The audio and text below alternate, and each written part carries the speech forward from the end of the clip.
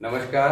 आज हम काफी इम्पोर्टेंट टॉपिक वेल्थ, धन धन जीवन में कितना आएगा, क्या हमारी कुंडली में ऐसे योग हैं कि जिससे हमें बहुत ज्यादा धन की प्राप्ति हो सके। क्योंकि ज्यादा धन का प्राप्त होना या धन का नष्ट हो जाना, ये सब कुंडली में हमारे जो बर्थ चार्ट लगन कुंडली के अंदर योग बने होते हैं उस पर डिपेंड करता है। और निश्चित तौर पर जब ये योग अपने टाइम पीरियड इनका आता है तो उस समय किसी न किसी प्रकार से ऐसी परिस्थिति क्रिएट कर देते हैं कि जातक जो है वो एकदम उसकी परिस्थितियां कई बार पलट जाती है। और कई बार ऐसे योग होते हैं कि जो जातक को धीरे धीरे धीरे जीवन के अंदर अमीर बना देते हैं। और कई बार पूरी जिंदगी व्यक्ति बहुत अक्लमंद होने के बावजूद ज़्यादा पैसा नहीं कमा पाता, एक सामान्य जीवन ही जीता रहता है। तो योग की इम्पोर्टेंस और उस योग अगर आपकी कुंडली में बने हुए हैं तो उसका ज़्यादा से ज़्यादा लाभ कैसे लिया जाए। क्योंकि हो सकता है कि एक ही तरह के योग आपको 4 से 5 आदमियों की कुंडली में देखने को मिल जाएं, मगर डिपेंड ये करता है कि आप पांचों व्यक्ति के पास एक जैसा धन होगा। तो वो डिफरेंसेस क्यों हैं उसको समझना जरूरी है। क्योंकि कोई भी प्लैनेट जो जिस तरह का योग जिस हाउस में बना के बैठा होगा वहां पर डिपेंड ये करता है कि वो कितनी स्ट्रांग पोजीशन में है। तो उन सब की बात अभी करेंगे। तो यहाँ पर आज हम लगभग 30 से 40 प्रकार के ऐसे विशेष योग की बात करेंगे जो अगर आपकी कुंडली में बने हैं तो आप निश्चिंत हो जाइए। उनका टाइम पीरियड जब आएगा तो निश्चित तौर पर आपको धन की प्राप्ति प्रचुर मात्रा में अवश्य होगी। अब सबसे पहले बात करते हैं, अगर मून थर्ड हाउस, अब चंद्रमा अगर कुंडली के तीसरे घर में प्लेस्ड है, अब यहां पर देखिए आपने राशि को चेक नहीं करना है, केवल हाउस की बात कर रहे हैं। थर्ड हाउस में अगर मून प्लेस्ड है और एट्थ हाउस में उसके एंटी प्लैनेट यानी कि शत्रु ग्रह, अब शत्रु कौन कौन से हैं, राहु है, केतु है, बुध है और आपका वीनस है, साथ ही सैटर्न है। तो ये सारे के सारे मून के एंटी प्लैनेट हैं। तो एंटी प्लैनेट अगर यहाँ 8th हाउस में प्लेस्ड हैं तब ऐसे में धन हानि के योग कुंडली में बन जाते हैं, यानी कि जातक के धन का नुकसान निश्चित तौर पर होगा या जीवन में बार बार इस तरह की घटनाएं घटती रहेंगी, उसका धन जो है वो किसी न किसी कारण से नुकसान होता रहेगा।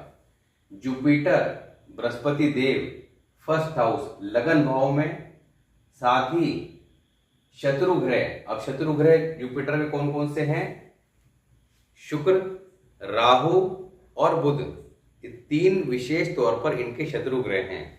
ये कुंडली के फर्स्ट हाउस यानी कि बृहस्पति के साथ या second house, 5th house, 9th house, 11th house और 12th हाउस, इन हाउसेस में नहीं होने चाहिए।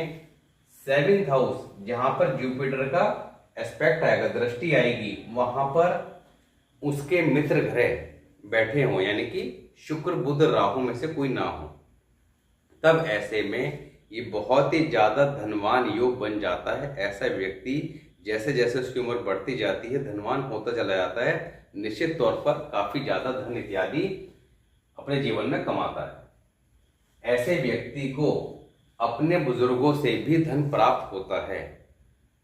कई बार ऐसे लोग होते हैं जिनको जीवन में संघर्ष करके खुद ही सब कुछ प्राप्त करना होता है, और कुछ ऐसे लोग होते हैं जिनके जो दादा हैं, पिता हैं, वो काफी ज्यादा धन उसके लिए छोड़ जाते हैं, एक कंपेयर उसके लिए छोड़ जाते हैं। तो ऐसे व्यक्ति को स्ट्रगल पता ही नहीं होता लाइफ में होता क्या है।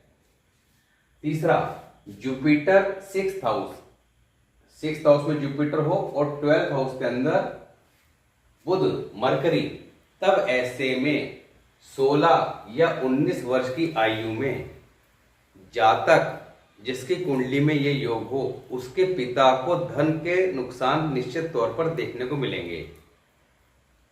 तो अगर आप ये योग किसी बच्चे के चार्ट में है तो उसके पिता इस बात को लेकर अलर्ट हो जाए कि जब बच्चे का 16वां साल या 19वां साल चल रहा होगा तब उस समय धन के नुकसान के विशेष योग बन जाएंगे। ऐसे में बच्चे के रेमेडी और साथ ही उनको अपने चार्ट के अकॉर्डिंग रेमेडी टाइमली कर लेनी चाहिए।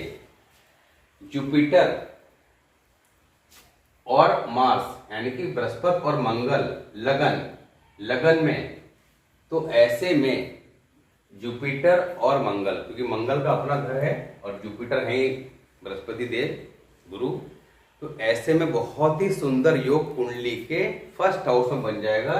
और फर्स्ट हाउस के अंदर प्लेनेट होना ये दर्शाता है कि ऐसा व्यक्ति जन्म से ही किस्मत वाला है, उसको अच्छे परिवार में उसकी पैदाइश हुई होगी, उसके पिताजी उसके दादाजी कहीं ना कहीं संपन्न होंगे। और कई बार अगर लगन खाली है तब ऐसे में व्यक्ति को लाइफ में निश्चित तौर पर स्ट्रगल करके ही सफलता प्राप्त करता है। डिपेंड करता है अदर प्लैनेट्स की पोजीशन पर कि वो सफलता कब मिलेगी। मगर अगर जुपिटर और मंगल कुंडली के फर्स्ट हाउस में है, ऐसे में ये काफी सुंदर धन योग कुंडली बन जाता है, काफी ज्यादा धन जातक जीवन में प्राप्त करता है। मगर अगर मरकरी 7th हाउस में बैठा हो यानी कि बुध 7th हाउस में हो, तब ऐसे में 7th हाउस के अंदर कंजक्शन क्या बन जाएगा। लास्ट टॉपिक में बताया था, लास्ट टॉपिक में क्या बताया था कि कंजक्शन को हमने कैसे रीड करना है। जुपिटर और मार्स तो यहाँ थी, अगर मरकरी यहाँ पे है तो फर्स्ट हाउस का एस्पेक्ट कहाँ आता है 7th हाउस में, तो 7th हाउस के अंदर योगा बन जाएगा जुपिटर मार्स एंड मरकरी। तब ऐसे में जातक पैसा तो बहुत कमाएगा मगर वो पैसा नष्ट हो जाएगा। जुपिटर 2nd हाउस, साथ ही मरकरी 8th हाउस और सैटर्न शनि 10th हाउस। अब ऐसे में ये बहुत ही ज्यादा शुभ योग कुंडली में बन जाता है। Jupiter 2nd house excellent, Saturn 10th house excellent, mercury 8th house अच्छा नहीं माना जाता, मगर यहाँ ये एक विशेष योग बन जाता है। इसके पीछे ग्रामर के कुछ रूल काम करते हैं, उसकी बात हम बाद में करेंगे। तो धनवान या अमीर बनने के योग कुंडली में बन जाते हैं। तो कई बार आप देखेंगे कि अरे मेरा मरकरी तो 8th हाउस में है, 8th हाउस का मरकरी को तो काफी खराब बताया था। तो उसके अपने स्पेशल फैक्ट जो हैं वो तो देखने को मिलेंगे, मगर धन के संबंध में ये काफी ज्यादा अच्छा योग कुंडली में बन जाएगा। तीसरा, Jupiter and Venus 2nd house. अब जुपिटर और विनस यानी कि 2nd हाउस के ऑनर विनस वो अपने घर में बैठा है और इस घर के कारक जुपिटर वो भी इसमें ही है। बहुत सुंदर योगा कि किसी घर का कारक और मालिक दोनों एक साथ बैठ जाएं, तो बहुत सुंदर योग। और तीसरा 2nd हाउस किसका, धन का, तो धन के जो लॉर्ड हैं कारक हैं दोनों धन भाव में बैठ गए, तो बहुत ही सुंदर धन के संबंध में योग कुंडली में बन जाता है। ऐसा व्यक्ति को सिर्फ क्या चाहिए कि लाइफ के अंदर ज्वेलरी से रिलेटेड काम ना करें, सोने चांदी का व्यापार ना करें, शुक्र से संबंधित काम करें। अगर सोने चांदी का काम करेगा तो पैसा मिट्टी हो जाएगा, और अगर शुक्र यानी कि खेती के काम, मिट्टी से रिलेटेड काम, शुक्र से रिलेटेड और काम जैसे रेडीमेड गारमेंट्स, कॉस्मेटिक और बहुत सारे काम हैं जो शुक्र की कैटेगरी में आते हैं, उन कामों को करता है तो उसकी मिट्टी भी सोना बन जाएगी। इतना ज्यादा उसको शुभ परिणाम देखने को मिलते हैं। Jupiter and moon 3rd house, Jupiter और मून दोनों अगर तीसरे घर में हो तब ऐसे में जातक धनवान होगा और एक नामी व्यक्ति होगा, समाज के अंदर उसकी काफी ज्यादा इज्जत शोहरत और नाम होगा। Jupiter 4th house and 10th house में इसके एनिमी प्लैनेट कौन से है, शत्रु ग्रह 10th हाउस में कौन से बताए थे आपको, वीनस, राहु एंड मरकरी। ये 10th हाउस में नहीं हो, जुपिटर 4th हाउस में हो तो अच्छा 44 वर्ष की आयु के बाद जातक को जीवन में उसका भाग्योदय होता है। अगर 4th हाउस में जुपिटर 10th खाली हो तब, अगर 10th हाउस में इसके एनिमी प्लैनेट प्लेस्ड हो तब ऐसे में धन हानि व मान सम्मान को नुकसान का योग कुंडली में बन जाता है। बृहस्पति और चंद्र 4th हाउस, अब फोर्थ हाउस के अंदर दोनों ही प्लैनेट एक भी बैठा हो तो ये बहुत सुंदर योग कुंडली बना होता है, और दोनों अगर एक साथ फोर्थ हाउस में बैठ जाएं। कई बार हम बात करते हैं, इसके ऊपर हमने पहले एक वीडियो बना के आपको शेयर भी किया था कि गज केसरी योग। अब गज केसरी योग तो हमने सुन लिया कि बृहस्पति और चंद्र एक साथ हैं, गज केसरी योग हो गया, मगर गज केसरी योग वाला व्यक्ति कई बार एक छोटा मोटा काम भी कर रहा होता है, और कई बार कोई व्यक्ति बहुत ज़्यादा धनवान भी होता है। अब ये बात समझ में नहीं आती, फिर हम ढूंढते हैं वो कौन से नक्षत्र में है, वो नवमांश में है, दशमांश में है, वो इसी ढूंढते ढूंढते पूरी उम्र निकल जाती है, समझ नहीं आता था कारण क्या था। तो यहाँ पर थोड़ा सा बात को समझिए कि यहाँ पर यही योग यहाँ पे है तो उतना शुभ परिणाम नहीं देगा, यहाँ पर है तो बहुत ज़्यादा शुभ परिणाम देगा। क्यों देगा? क्योंकि यहाँ पर दोनों ग्रह स्ट्रॉन्ग पोजीशन में आ जाते हैं। कालपुरुष कुंडली के हिसाब से चंद्रमा का ये सबसे ज़्यादा, क्योंकि इस घर के मालिक भी और कारक भी, तो सबसे ज़्यादा उसका पसंदीदा घर है। साथ ही जुपिटर 4 नंबर की राशि में नेचुरली उच्च के हो जाते हैं कालपुरुष कुंडली के हिसाब से। तो यहाँ पर अगर ये योग है तो ऐसा व्यक्ति बचपन से ही धनवान। अब बचपन से ही धनवान का मतलब ये है कि कई बार ऐसे बच्चे भी आपने देखे होंगे जो किसी न किसी कारण जीवन में ही, बचपन में ही कुछ न कुछ अवार्ड या धन की प्राप्ति कर लेते हैं, और इनके पेरेंट्स जो हैं वो भी धनवान ही होते हैं।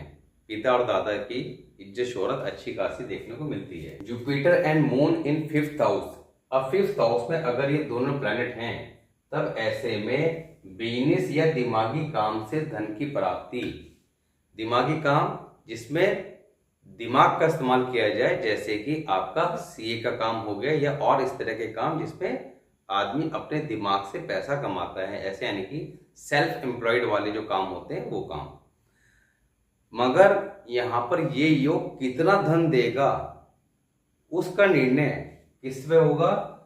2nd house, 4th house, 5th house, 9th house, 11th house, 12th house. 4th house यहाँ पे मून का है, बाकी जो है बृहस्पति के हैं। तो इन हाउसेस में अगर इनके एंटी प्लैनेट होंगे तब यहाँ पर ये योग कुंडली में कमजोर हो जाएगा, जितना लाभ देना चाहिए उतना नहीं दे पाएगा। Jupiter 9th house, Jupiter 9th house, Saturn 5th house, ऐसे में 19, 33, 39 वे वर्ष में धन की प्राप्ति के योग, यानी कि इन सालों में विशेष तौर पर जातक को धन की प्राप्ति होती है। Jupiter and moon 10th house. अब 10वें घर के अंदर अगर ये ग्रह हैं बृहस्पति और चंद्र, और 4th हाउस के अंदर बुध या राहु ये दोनों अगर हों तब ऐसे में ये काफी ज्यादा अशुभ योग बन जाएगा। ऐसे व्यक्ति के कैरियर में कभी स्टेबिलिटी नहीं रहती। दूसरा, पिता उसको कितना ही धन क्यों ना दे दे, वो धन उसके पास जीवन में टिकता नहीं है, नष्ट हो जाता है। तो यहाँ पर ये काफी ज्यादा अशुभ योगा है। तीसरा, जुपिटर और सन, बृहस्पति और सूर्य 12th हाउस। अब 12th हाउस में अगर दोनों एक साथ हैं तब ऐसे में ऐसे व्यक्ति को जीवन में जल्दी से धन की कमी नहीं होती, धन उसके पास आता रहता है। सन 1st house, Jupiter, Mars and moon, इनमें से कोई भी 5th हाउस में हो, तीनों हो बहुत अच्छी बात, 2 हो बहुत अच्छी बात, 1 हो तब भी अच्छी बात। ऐसे में अत्यधिक धन योगा मून 1st और इन तीनों में से यानी कि सूर्य के जो मित्र ग्रह हैं वो 5th हाउस में, तो ये काफी ज्यादा धन प्राप्ति कराने वाला योग कुंडली में बन जाता है। तीसरा, सन 2nd house, moon 12th house और 1st हाउस में Mars. Sun, Mars and moon, ये कॉम्बिनेशन अगर आपके बर्थ चार्ट में बना हुआ है तो ये एक काफी ज्यादा खराब कॉम्बिनेशन कुंडली में बन जाता है। इसको बोलते हैं निर्धन योगा, यानी कि जातक के पास जीवन भर धन की समस्या रहती है। सन 3rd हाउस। अब सन 3rd हाउस में हो, moon 6th house, 8th house, 12th house. अब इन तीनों ही घरों के अंदर मून का प्लेसमेंट कोई अच्छा नहीं माना गया है, मगर फिर भी कई बार हमने जब moon 6th house, 8th house, 12th house की बात करी थी तो वहां पे कुछ एक कंडीशन वो भी डिस्कस करी थी कि यहाँ पर मून अच्छे परिणाम भी देता है, मगर यहाँ पर मून अगर अशुभ स्थिति में हो तब इस बात को कंसिडर करना है कि सन 3rd हाउस, मून 6, 8, 12 इनमें कहीं भी हो तब ऐसे में धन हानि के योग कुंडली में बन जाते हैं, जातक के सामने ही उसका धन नष्ट होता है। सन 3rd house, Saturn, Rahu and Venus इनमें से कोई भी 9th हाउस में हो तब ऐसे में भी धन हानि का योग कुंडली में बनता है। Sun 5th house, moon 4th house, सूर्य 5वें घर में और चंद्रमा 4th हाउस में, तब ऐसे में काफी ज्यादा मान सम्मान व धन की प्राप्ति व्यक्ति को होती है। जुपिटर प्लस मरकरी कुंडली में कहीं भी हो, यानी कि बृहस्पति और बुध कुंडली में कहीं भी हो, या जुपिटर कहीं भी प्लेस्ड हो मगर जुपिटर के 2nd house, 5th house, 9th house, 11th house, 12th house in houses में मरकरी, बुध अगर बैठा है तब यहाँ पर बुध के काम व रिश्तेदार, अब बुध के काम अकाउंटेंसी के, दिमागी काम, प्रिंटिंग के काम, ये बुध के टॉपिक में आपको काफी सारे काम नोट कराए थे। वह रिश्तेदार, रिश्तेदार कौन से? बहन, बेटी, बुआ, साली, ननंद, ये सब बुध की कैटेगरी में आते हैं। तो इनके रिश्तेदार या बुध के काम लाइफ में धन हानि का कारण बनेंगे, यानी कि रिश्तेदारों के द्वारा धन की हानि होती है, या अगर बुध के काम करता है तो जीवन में नुकसान भी उठाने पड़ते हैं। काफी ज्यादा यहाँ पर किस्मत ऐसे व्यक्ति की खराब हो जाती है और जीवन में बहुत ज्यादा संघर्ष करना पड़ता है। जुपिटर प्लस पापी शनि या 2, 5, 9, 12 में, अब इस बात को ध्यान से समझिएगा कि जुपिटर के साथ शनि बैठा हो कोई बुरी बात नहीं है।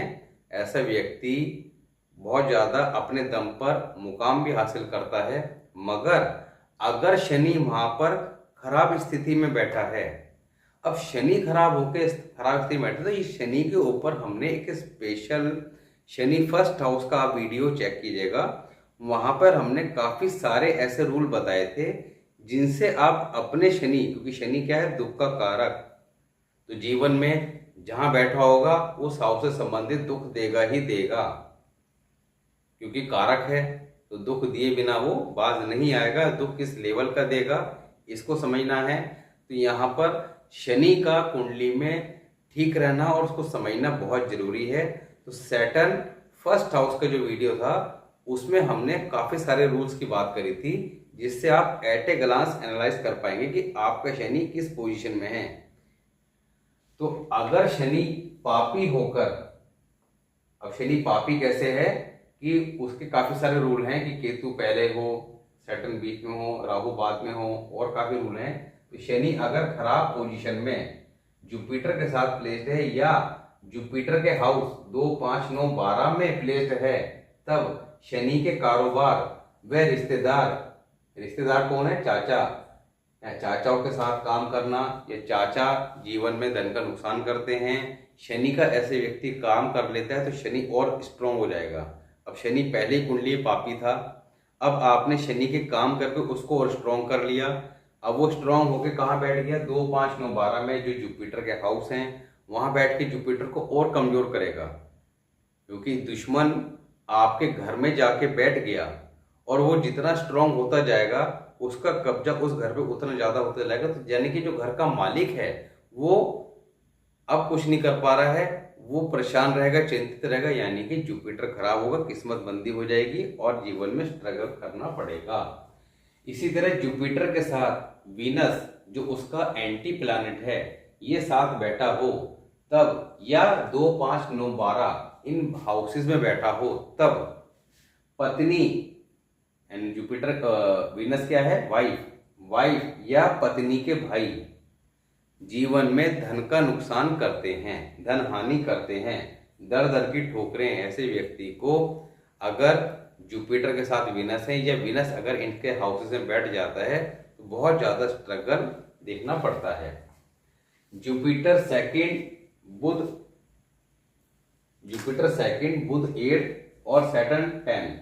अब अभी इस योग के बारे में हमने पहले ही बात करी थी कि ये धन योगा है, मगर अगर यहाँ पर सैटर्न कुंडली में पापी होके खराब स्थिति में बैठा है, बुध भी खराब स्थिति में बैठा है, तब ऐसे में अगर अशुभ स्थिति में तो धन हानि योगा, जेल योगा यानी कि धन के नुकसान, उसके बाद जेल भी हो सकती है।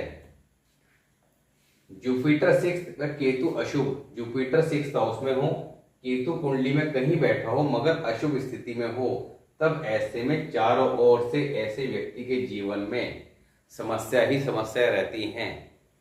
धन कमाने के लिए उसको बहुत ज्यादा स्ट्रगल करना पड़ता है, उसको समझ नहीं आता है, बार बार काम बदलता है, पिता को हार्ट अटैक आता है, और काम इनके जो है, कभी अगर आप ऐसा योग देखेंगे तो ऐसा व्यक्ति जीवन में कम से कम 7-8 काम कर चुका होता है। एक काम करेगा, उसमें उसको सेटिस्फैक्शन नहीं लगेगा, फिर दूसरे पे आ जाएगा। ये काफी खराब योगा है। यहाँ पर केतु कुंडली में कहीं भी उसको ठीक कर लेना चाहिए। तो केतु के हमने 12 हाउसेस के ऊपर वीडियो बना रखे हैं। अगर जुपिटर 6th हाउस में हो, केतु ठीक कर लेंगे, जुपिटर के रिजल्ट अपने आप ठीक हो जाएंगे। Jupiter 7 and Saturn 9, Jupiter 7th house, Saturn 9th house, ऐसे में धन वर्षा योगा। सैटर्न शुभ स्थिति में होना चाहिए 9th हाउस में, जुपिटर 7th हाउस में। अब यहां पर इस योग का लॉजिक क्या है वो भी बता देते हैं। 7th हाउस में कालपुरुष कुंडली के हिसाब से 7 नंबर की राशि आती है। 7 नंबर की राशि में सैटर्न उच्च के होते हैं।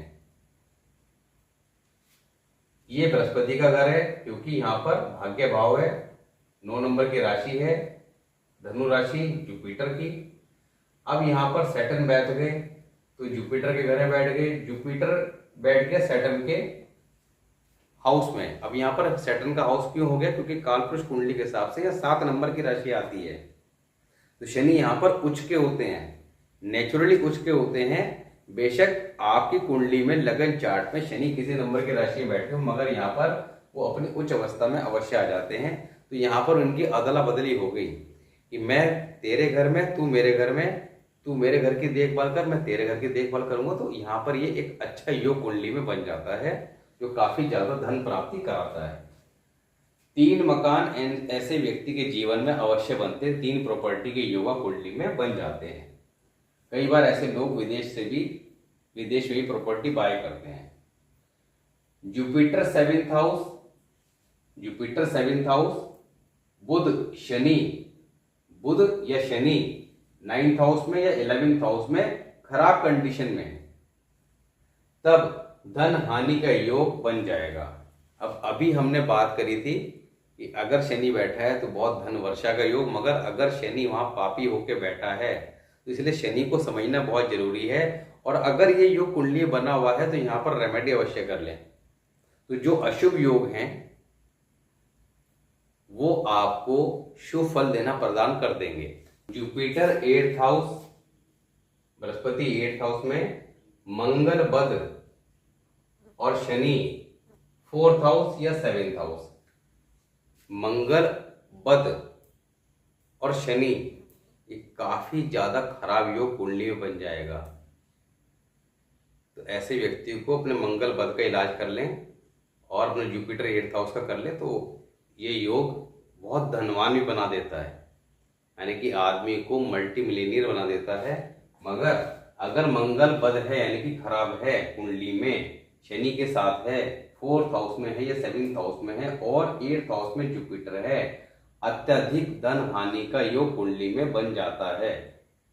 Budh Shukra Rahu 5th house, Jupiter 9th house, धन हानि का योग, जुपिटर 10th हाउस, मंगल शुक्र 4th हाउस, धनवान योग, Jupiter 10th house, 2nd house में कोई प्लैनेट ना हो, सन या मून 6th हाउस में हो, तब ऐसे में ऐसा व्यक्ति छोटा सा काम करके भी जीवन में धनवान बनता है।